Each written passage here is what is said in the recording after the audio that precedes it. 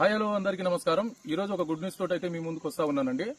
చూడండి, ఇక్కడ కనిపిస్తున్నటువంటి ఈ బోర్ పాయింట్ రీసెంట్ గా అంటే డిసెంబర్ 1వ తారీఖు నాడు సర్వే చేసి ఇచ్చినటువంటి పాయింట్ అండి. ఈ రైతు పేరు వచ్చేసి అబగోని నర్సయ్య అండి. ఇతని ఊరు వచ్చేసి చందంపేట విలేజ్, మండల్, జిల్లా రాజన్న సిరిసిల్ల అండి. ఈ భూమిలో ఈ రైతుకున్నటువంటి 3 ఎకరాల భూమి అండి. ఈ 3 ఎకరాల భూమిలో గతంలో రైతు అయితే 8 బోర్ పాయింట్లను డ్రిల్ చేసుకోవడం జరిగిందంట.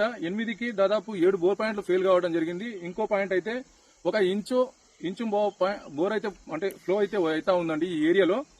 అయితే ఈ రైతుకు నా యూట్యూబ్ ద్వారా అంటే నా సోషల్ మీడియాను ఫాలో అవ్వుకుంటూ పిలుచుకోవడం జరిగిందండి. పోయి డీటెయిల్ గా సర్వే అయితే చేయడం జరిగింది. Scientific method.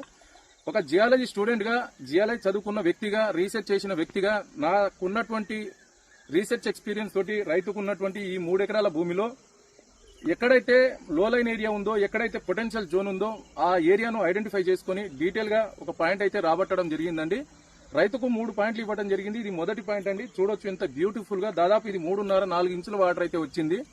రైతుకు అంటే గతంలో తెలియక ఎలా పడితే అలా వేసుకుని దాదాపు 8 బోర్ పాయింట్లలో 7 బోర్ పాయింట్ ఫెయిల్ కావడం జరిగింది. దాదాపు 2 లక్షల దాకా లాస్ అయిందని చెప్పేసి రైతు అయితే బాధపడి నన్నైతే పిలుచుకోవడం జరిగిందండి. ఈ రైతు ఒక ఆటో డ్రైవర్ అండి.